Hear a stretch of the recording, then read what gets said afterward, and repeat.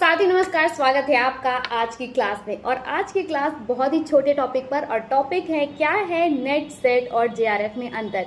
जैसे कि नाम से स्पष्ट है, सेट मतलब स्टेट एलिजिबिलिटी टेस्ट, नेट मतलब नेशनल एलिजिबिलिटी टेस्ट और जेआरएफ मतलब जूनियर रिसर्च फेलो। तो जब आप सेट का एग्जाम क्वालिफाई करते हैं तो आप जिस भी राज्य से हैं, मान लो कि आप मध्य प्रदेश से हैं, एमपी से हैं, तो आप एमपी में जो भी असिस्टेंट प्रोफेसर की भर्ती के लिए फॉर्म भरे जाते हैं उसमें आप अप्लाई कर सकते हो। क्यों? क्योंकि आपका सेट क्वालिफाई है। यदि आपका नेट क्वालिफाई है तो आप पूरे इंडिया में मतलब जम्मू कश्मीर से लेके कन्याकुमारी तक, केरला तक और गुजरात से लेके यहाँ पर आप उड़ीसा तक, आप हर जगह अप्लाई कर सकते हैं क्योंकि आपने नेट क्वालिफाई किया है।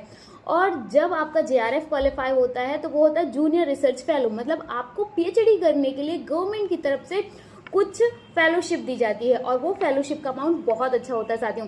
तो ये छोटा सा डिफरेंस है कि जब आप सेट क्वालिफाई करते हैं तो आप सिर्फ अपने राज्य में सीमित होते हैं, मतलब आप उस राज्य के अलावा किसी और राज्य से असिस्टेंट प्रोफेसर के लिए अप्लाई नहीं कर सकते। लेकिन अगर आपका नेट क्वालिफाई है तो आप पूरे इंडिया में अप्लाई कर सकते हैं।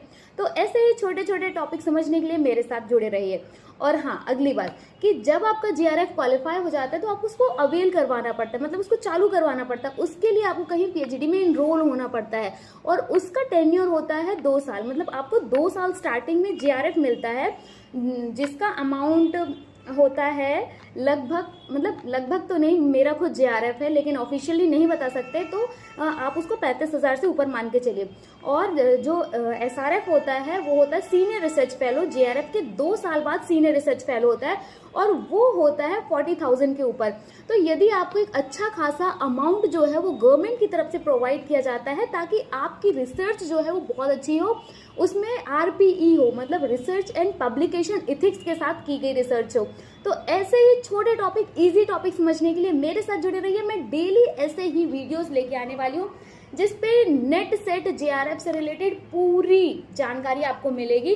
तो बने रहिए मेरे साथ मेरे इन ब्लॉग्स में। Bye bye.